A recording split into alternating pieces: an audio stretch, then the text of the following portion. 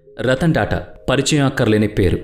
మన దేశంలోనే కాదు, ప్రపంచవ్యాప్తంగా ఆయన్ని అభిమానించే వాళ్ళున్నారు. వ్యాపారంలో నిజాయితీగా ముందుకెళ్లి విజయాలు సాధించొచ్చని నిరూపించిన వ్యక్తిగా ఎందరికో అద్భుతంగా ఆయన ఆదర్శంగా నిలిచారు. ఔత్సాహిక పారిశ్రామికవేత్తలను ప్రోత్సహిస్తూ అనేక స్టార్టప్ కంపెనీల్లో పెట్టుబడులు సైతం పెట్టారు. ఆయన అండతో వ్యాపారంలో రాణిస్తున్న వాళ్ళు చాలామందే ఉన్నారు. ఎంతోమందికి ఆదర్శంగా నిలిచిన రతన్ టాటా 1937 డిసెంబర్ 28న ముంబైలో జన్మించారు. ఈ సందర్భంగా ఆయన గురించి కొన్ని ఆసక్తికర విషయాలు మనందరి కోసం. సర్ రతన్ టాటాకు 10 సంవత్సరాల వయసున్నప్పుడు ఆయన తల్లిదండ్రుల మధ్య దూరం ఏర్పడి చివరికి వారి విడాకులకు దారితీసింది. విడాకుల తర్వాత రతన్ టాటాను ఆయన అమ్మమ్మ దత్తత తీసుకుని పెంచారు. తర్వాత చదువు కోసం విదేశాలకు వెళ్లి న్యూయార్క్లో తన చదువు పూర్తి చేశారు. ఆయన అమెరికాలో ఉన్న సమయంలో మనం అందరం ఖచ్చితంగా తెలుసుకోవాల్సిన సంఘటన జరిగింది. అమెరికాలో చదువుతున్న సమయంలో రతన్ టాటా ఓ అమ్మాయిని ప్రేమించి పెళ్లి చేసుకోవాలనుకున్నారు. ఆ అమ్మాయి కూడా ఆయనతో ప్రేమలో పడి పెళ్లికి అంగీకరించింది. ఇంతలో రతన్ టాటాకు భారత్ నుంచి తన అమ్మమ్మ నుంచి కాల్ వచ్చింది. ఆమె తీవ్రమైన అనారోగ్యంతో ఉన్నారని, ఆమె కోలుకునే అవకాశం లేదని, వెంటనే ఇండియాకు తిరిగి వచ్చి తనని కలుసుకోవాలని అతడికి తెలియజేశారు. తన అమ్మమ్మ సలహాను అనుసరించి రతన్ టాటా భారతదేశానికి తిరిగి రావాలని నిర్ణయించుకున్నారు. అతను తన కాబోయే భార్యకు పరిస్థితిని వివరించారు. తనతో పాటు భారతదేశానికి రావాలని కోరారు.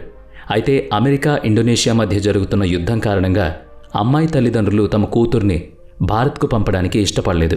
రతన్ టాటా భారతదేశానికి తిరిగి వచ్చేశారు. అయితే ఆయన వచ్చిన కొద్ది రోజులకే ఆమె తల్లిదండ్రులు ఆమెకు వేరే వ్యక్తితో వివాహం జరిపించారని తెలిసింది. ఈ వార్త విన్న టాటా షాక్కి గురయ్యారు. ఇక ఆ రోజే నిర్ణయించుకున్నారు పెళ్లి చేసుకోకూడదని. తిరిగి రాగానే పెళ్లి చేసుకుంటానని ఆ అమ్మాయికి చేసిన వాగ్దానం అతని నిర్ణయానికి మరో కారణం. సర్ రతన్ టాటా స్వయంగా తన ఇంటర్వ్యూలో ఈ విషయాన్ని పంచుకున్నారు. రతన్ టాటా ఆయన ప్రయాణంలో ఎన్నో అవరోధాలను, అవమానాలను ఎదుర్కొన్నారు. దానికి ఒక ఉదాహరణ చెప్పుకుందాం. 1998లో రతన్ టాటా టాటా ఇండికా కార్లను ప్రవేశపెట్టారు. ఆ కార్లు మొదటి సంవత్సరం ఫెయిల్ అయ్యాయి. దాంతో అందరూ టాటా ఇండికాను అమ్మేయాలని సలహా ఇచ్చారు. దానికి టాటా కూడా ఒప్పుకుని ఇండికా కార్ల వ్యాపారాన్ని అమ్మకం కోసం అమెరికాలోని ఫోర్డ్ కంపెనీకి టాటా మరియు ఆయన టీం వెళ్లారు.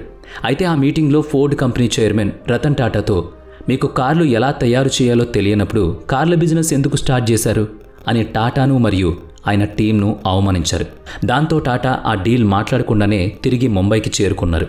కొన్ని సంవత్సరాల తర్వాత టాటా ఇండికా నష్టాల నుంచి లాభాల బాట పట్టింది. అదే సమయంలో ఫోర్డ్ కంపెనీకి చెందిన లగ్జరీ కార్లు జాగ్వార్, ల్యాండ్ రోవర్ కంపెనీలు భారీగా నష్టాల్లోకి వెళ్ళిపోయాయి. ఆ సమయంలో రతన్ టాటా ఫోర్డ్ కంపెనీకి జాగ్వార్, ల్యాండ్ రోవర్ 2 కంపెనీలను తను కొంటానని ఆఫర్ ఇచ్చారు. ఈసారి ఫోర్డ్ కంపెనీకి చెందిన టీం అమెరికా నుంచి ముంబైకి చేరుకొని టాటాను కలుసుకుంది. అలా నష్టాల్లో ఉన్న జాగ్వార్, ల్యాండ్ రోవర్లను 9,300 కోట్ల రూపాయలకు టేక్ ఓవర్ చేసి ఆ రెండిటినీ మళ్లీ లాభాల బాట పట్టించారాయన.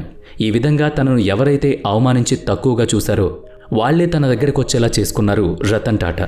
ఒకసారి రతన్ టాటా కారులో ప్రయాణిస్తూ ఉండగా 4 సభ్యులతో కూడిన కుటుంబం వర్షంలో ఒకే స్కూటర్పై వెళుతుండడం గమనించారాయన. ఆ దృశ్యం భారతదేశంలోని మధ్యతరగతి కుటుంబాలు, ముఖ్యంగా కారు కొనలేని వాళ్ళు ఎదుర్కొంటున్న కష్టాలను అర్థం చేసుకునేలా చేసింది. భారతదేశంలోని చాలా రోడ్ యాక్సిడెంట్స్ మోటార్ సైకిల్స్ పైనే జరుగుతున్నాయని ఆయన తెలుసుకున్నారు.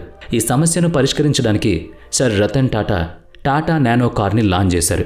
ఇది పేద భారతీయుడి కుటుంబాలకు సురక్షితమైన ప్రత్యామ్నాయ వాహనంగా లాంచ్ చేయబడింది. ప్రపంచంలోనే అత్యంత చౌకైన కారు కూడా.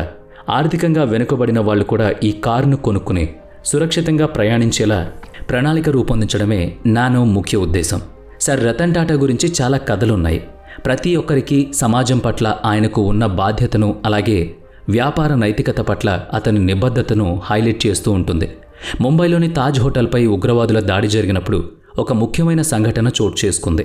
ఉగ్రమూకలు తాజ్ హోటల్ను చుట్టుముట్టినప్పటికీ టాటా గ్రూప్ ఉద్యోగులు విశేషమైన ధైర్యాన్ని ప్రదర్శించారు. హోటల్లో ఉన్న గెస్ట్లను కాపాడడానికి వాళ్ల ప్రాణాలను కూడా పణంగా పెట్టారు. దాడి సమయంలో తాజ్ హోటల్ మేనేజర్, అతని భార్య, కూతురు కూడా ఉన్నారు. వారి గదిలో మంటలు చెలరేగాయి. కానీ మేనేజర్ ఇతరులకు సహాయం చేస్తూ ఉన్నారు.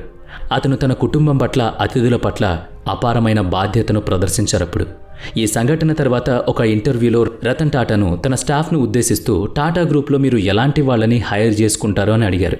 ఆయన నవ్వుతూ ఇలా స్పందించారు, ఉద్యోగుల నియామకంలో అన్నిటికంటే నిజాయితీకి కంపెనీ విలువ ఇస్తుందని చెప్పారు. చిత్తశుద్ధి లేని ప్రతిభ పనికిరాదని, నిజాయితీ గల వ్యక్తులను నియమించుకోవడానికి ఎక్కువ ఇంపార్టెన్స్ ఇస్తానని ఆయన సమాధానమిచ్చారు. ఆయన చేసిన ఎన్నో సేవలకు గుర్తింపుగా భారత ప్రభుత్వం పద్మభూషణ్, పద్మవిభూషణ్తో ఆయన్ను సత్కరించింది. ప్రపంచంలోని పలు విశ్వవిద్యాలయాలు ఆయన డాక్టరేట్తో సత్కరించాయి. యావత్ పారిశ్రామిక ప్రపంచానికి ఆదర్శప్రాయుడైన రతన్ టాటా మన దేశానికి చెందిన వ్యక్తి కావడం మనం గర్వించదగిన విషయం. రతన్ టాటా జీవితం నుంచి మనం నేర్చుకోవాల్సిన ముఖ్యమైన విషయాలేంటో, పాఠాలేంటో ఇప్పుడు తెలుసుకుందాం. మొదటిది, ఇచ్చిన మాట నిలబెట్టుకోండి. సర్ రతన్ టాటా ఒక అమెరికన్ అమ్మాయిని పెళ్లి చేసుకుంటానని వాగ్దానం చేశారు. ఆమె మరొకరిని వివాహం చేసుకున్న తర్వాత కూడా అతను తన మాటకు కట్టుబడి ఉంటూ పెళ్లి మానుకున్నారు. రెండవది, మిమ్మల్ని అవమానించిన వారికి మీ సక్సెస్తో సమాధానం చెప్పండి. ఎవరైతే తనను అవమానించి తక్కువగా చూశారో వాళ్లనే తన దగ్గరికి వచ్చేలా చేసుకుని వాళ్ళకి తగిన సమాధానం చెప్పారు తన విజయంతో. మూడవది, ఇతరుల ప్రాబ్లం సాల్వ్ చేయడానికి ట్రై చేయండి. సర్ రతన్ టాటా సామాజిక సమస్యలను పరిష్కరించడంలో తన నిబద్ధతను చూపుతూ సామాన్య ప్రజల సొంత కారు కలను నెరవేర్చడానికి 2009లో ₹1,00,000 కారు నానోను రతన్ టాటా విడుదల చేశారు. మరి రతన్ టాటా గురించి మీకు ఇంకా ఏమైనా తెలిస్తే కామెంట్ చేయండి.